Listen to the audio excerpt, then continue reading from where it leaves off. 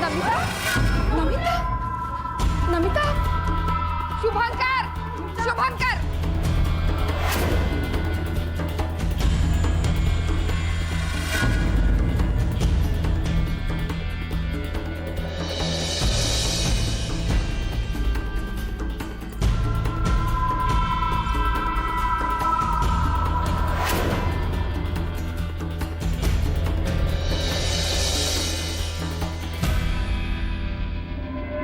शुभंकर. मीता, अरे काय झालं हिला माँ? ए मीता, अगं माँ काय झालं हिला अचानक? शुभंकर, अरे बघता बघता कोसळली रे ही. मीरा कुठे आहे पण? अरे मीरा हॉस्पिटलमध्ये गेली, तिला इमर्जन्सी ऑपरेशन आलं. नमिता बघ ना रे. माँ मी तिला रूम मध्ये घेऊन जातो आणि त्यानंतर डॉक्टर राव ना बोलवून sir sir please kindly let me speak.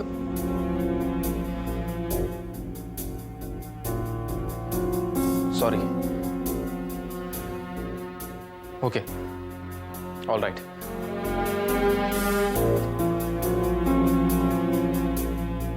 काय रे? पुन्हा तेच जॉब कट. माझा एक शब्दही ऐकून नाही घेतला रे त्यांनी. कमी पगारावर सुद्धा काम करायला तयार झालो होतो मी. गप्प केलं मला. आता सेटलमेंटचा चेक येईल फक्त. Don't lose heart Sameer. हे बघ, याला पर्याय नाहीये. नवीन नोकरी शोध.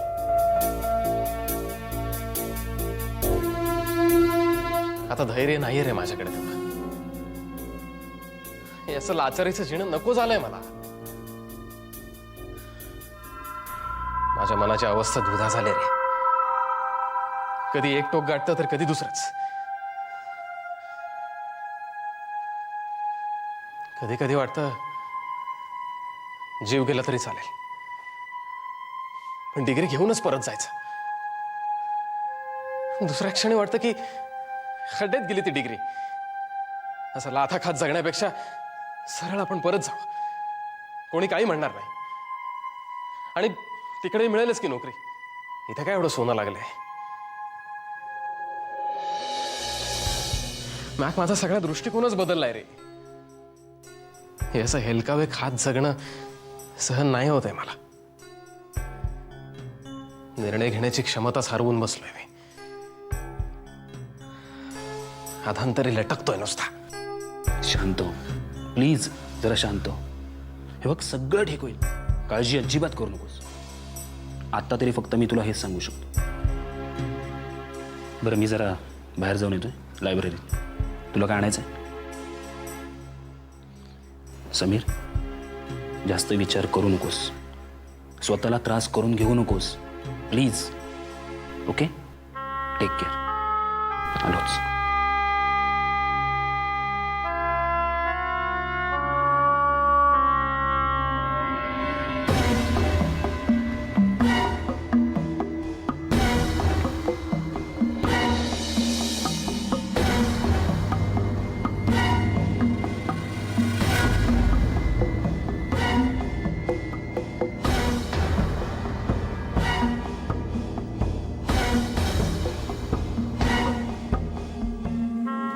बीपी खूपच लो झालंय त्यांचं. काही बीपीचा त्रास आहे काय ना?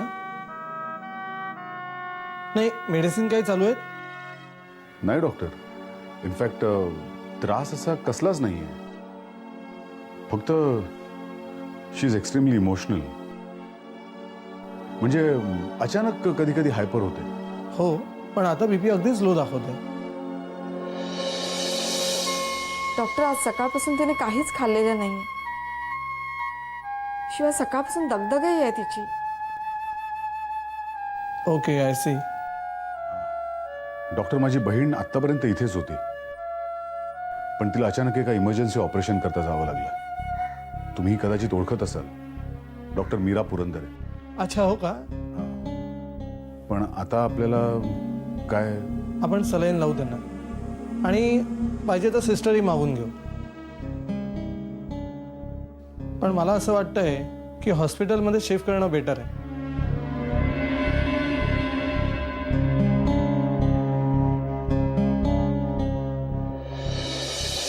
हां, आता सलाईन लावल्यावर त्यांचा BP कसं कंट्रोलमध्ये येते ते बघून आपण नंतर ठरवूया. आता सलाईन लावल्यावर BPची कंडिशन काय आहे ते पाहू आणि मग ठरवू. मिस्टर प्रधान, पण कुठलीही हिस्ट्री नसताना BP असं लो होणं हे काय चांगलं लक्षण नाही आहे. लेट्स सी IV मुळे काही फरक पडतोय का. तोपर्यंत मी तुम्हाला इंजेक्शन लिहून देतो, ती मागून घ्या आणि त्या शुद्धीत येईपर्यंत मी इथेच थांबतो. Thank you doctor.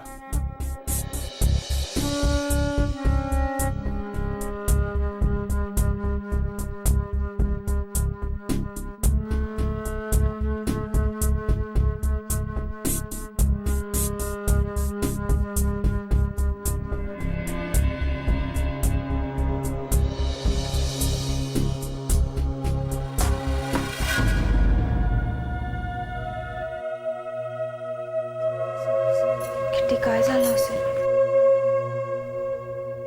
अश्व, आता आपल्याला इथे बसून कसं कळणार आहे ग काय झालं असेल ते. ते डॉक्टर आलेत ना, ते बघून घेतील ना काय झालंय ते.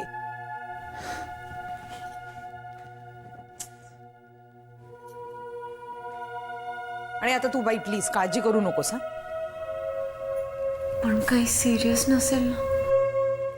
मला टेन्शन आलंय. हेच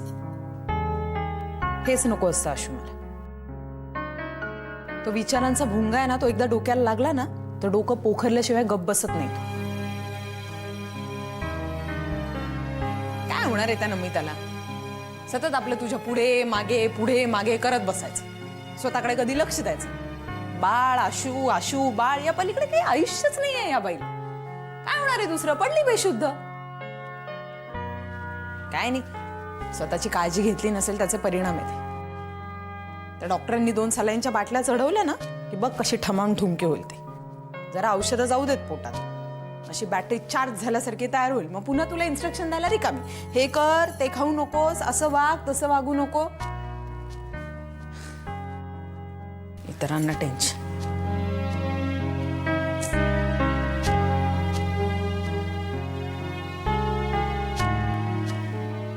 ए आशू, आशू, मी तुझ्या पाया पडते. प्लीज जरा हस ना. नको ना कुठल्याही गोष्टीची इतकी काळजी करत जाऊस. तुझ्यामुळे ना मी सुद्धा बदलले आशू. आधी कशी होते, केअरफ्री अप्रोच. कुठल्या पण गोष्टीचा पुढचा विचार करायचा नाही, मागचा विचार करायचा नाही. मस्तपैकी खायचं प्यायचं, आनंदी आयुष्य जगायचं. आणि आता तुझ्यामुळे प्रत्येक गोष्टीची काळजी करायला लागली. मी बदलले. कसं समजावायचं तुला.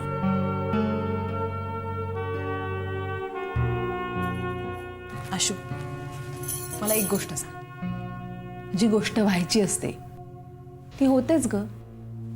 आपण एखाद्या गोष्टीची कितीही काळजी केली ना तरी जे व्हायचं ते होतच असतं.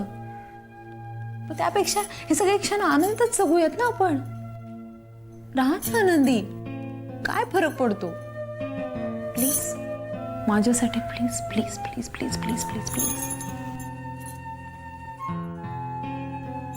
तू असं समजावतेस तेव्हा बरं वाटतं. थँक गॉड, आता मला काहीतरी जमायला लागेल. असू द्या.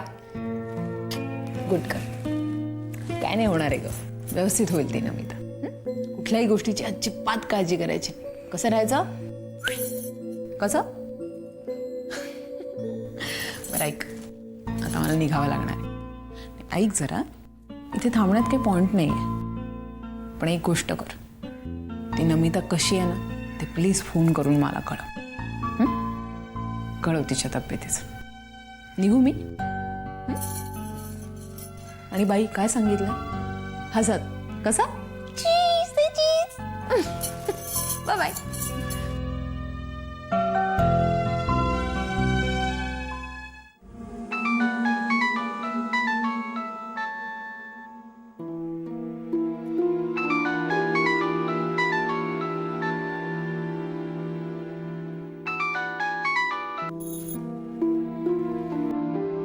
हॅलो. आशू धावत येऊन तुला भेटावंसं वाटतंय का? मी कायम तुझ्याबरोबर आहे समीर. आता प्रत्यक्षात भेटण्याची वेळ आली आशू. माझं काम पुन्हा गेलंय. आशू मी फ्रस्ट्रेट झालोय ग. समीर एक काम करशील? आपण ना नेहमी काळजीचं ओझं घेऊन जगत असतो. थोडा वेळ स्वतःचं मन शांत कर आणि हे ओझं फेकून दे. तुला आपोआप धीर येईल आणि तुझ्या हातून सगळं शक्य होईल समीर. आता नाही कळणार माझी अवस्था. ठेवतो मी फोन. समीर,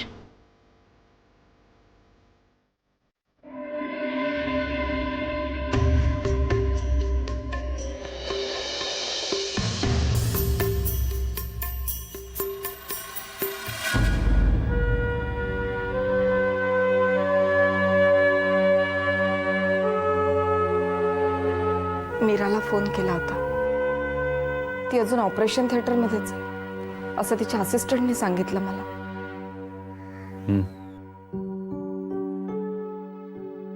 मला खूप काळजी वाटते रे शुभंकर.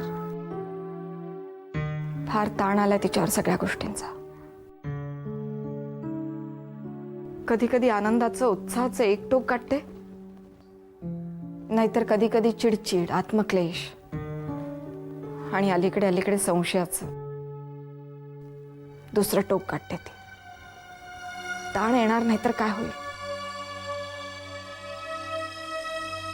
कशी सुकली आहे बघ रे माझी पोर.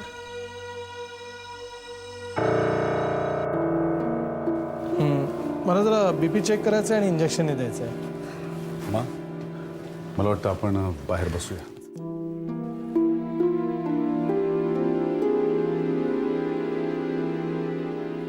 Sister, yes doctor. Injection ready ठेवा.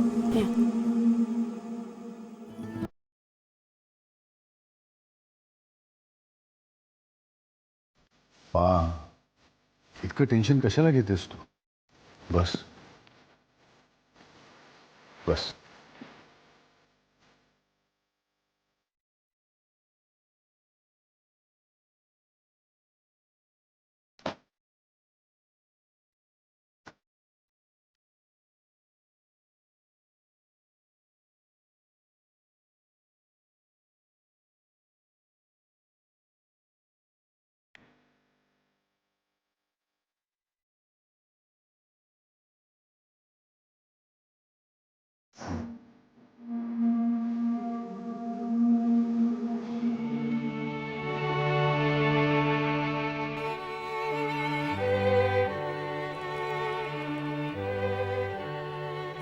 मला तुझी खूप काळजी वाटते शुभंकर. या सगळ्यात तुझी खूप फरफट होते. मा, मी सावरलोय आता. आलो ना परत. पण बाहेर निघून जाण्याचा क्षण आलाच ना शुभंकर. त्या दोघींसमोर मी खूप धीराने वागले, पण मी आतून हल्ले रे. मला शब्द दे शुभंकर, तू पुन्हा असं वागणार नाहीस.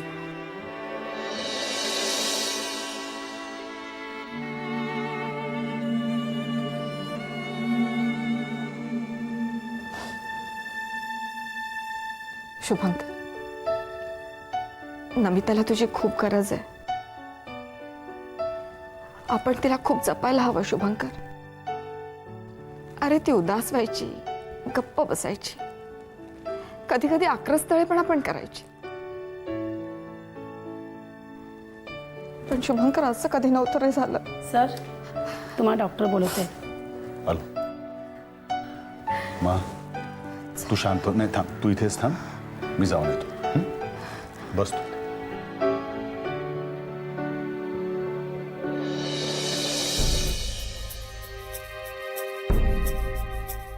शेवटी मी काहीही केलं ना तरी चूक माझीच आहे ना, कारण मला माझं बाळ नाही. मी कुठेतरी कमी पडल्याची भावना तुम्हा सगळ्यांच्याच मनात असते.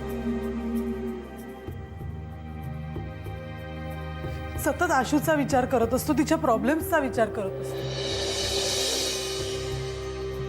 मला आता त्याचं बाळ मिळणार आहे ना, मग तू माझ्याकडे का लक्ष दे? धैर्य दाखवलंय ना सरोगसीला हो म्हणून. तुझ्या आणि तिच्या बाळाला मी आता आपलं मानलंय.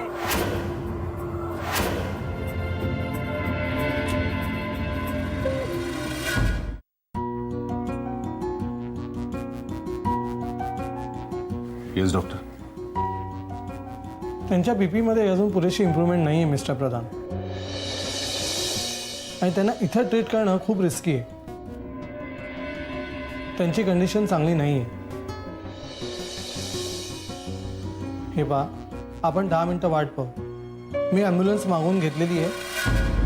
10 मिनटात जर काही बदल दिसला नाही तर त्यांना हॉस्पिटलमध्ये शिफ्ट करायला लागेल. शी इज क्रिटिकल.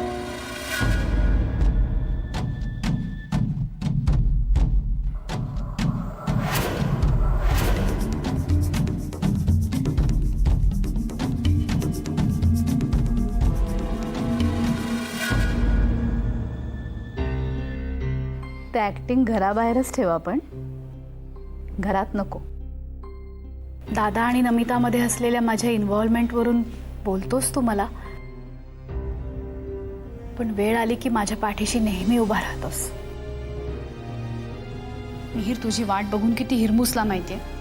नाचत होता पिक्चरला जायचं म्हणून. एकदम सेंड ऑफचं भाषण, आभार प्रदर्शन वगैरे. हां काय, खूप पल्ला गाठायचा आपल्याला एकत्र अजून. हे बघा, माझी माझ्या नवऱ्याविषयी काहीही तक्रार नाहीये. बाबा तुम्ही येणार ना सोडायला? अरे बाबा नाही, मला ना अपोजिट डिरेक्शनला जायचंय. आई आहे ना. बच्चे कंपनी, हे घ्या ब्रेकफास्ट रेडी. अरे आई बाबा पण बच्चे कंपनी?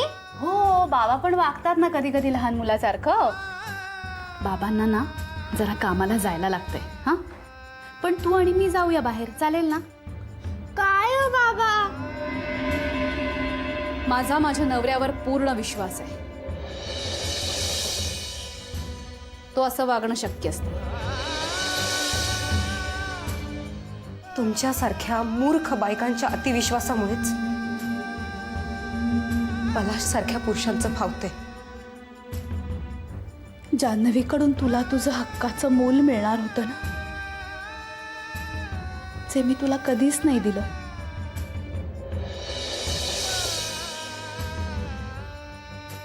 अगं मिहीर, आपला असला तरी तुझा नाहीये तो पलाश. तू खूप चांगला अभिनेता आहेस पलाश, पण ही भूमिका नाही जमली तुला. मला हँडल करू दे आता हे सगळं, मला एकटीलाच. नीट राहा, आईला फोन करा, बाहेरचं काय खाऊ नका आणि जागरण करू नका. पण शिक्षा देणारी मी कोण? तुझं तूच ठरवायचंस.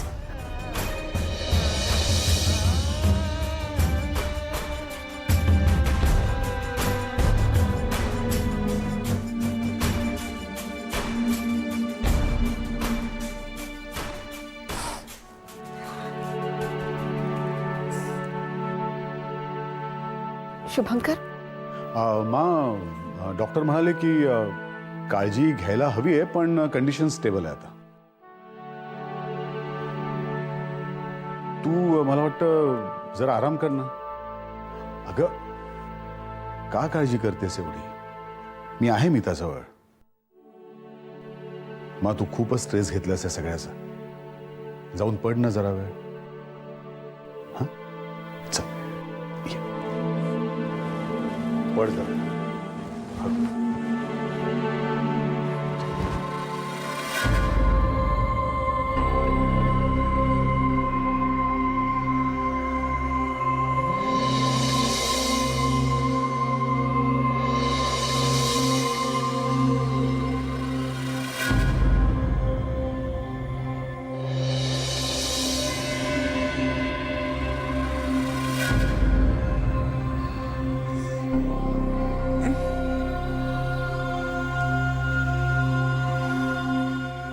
मिसेस प्रधान,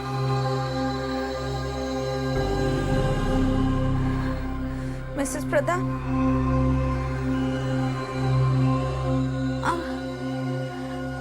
मिस्टर प्रधान, मा,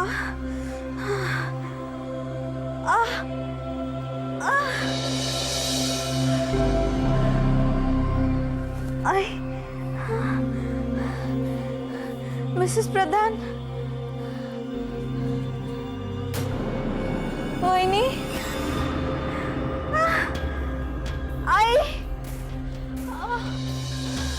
आई, आई,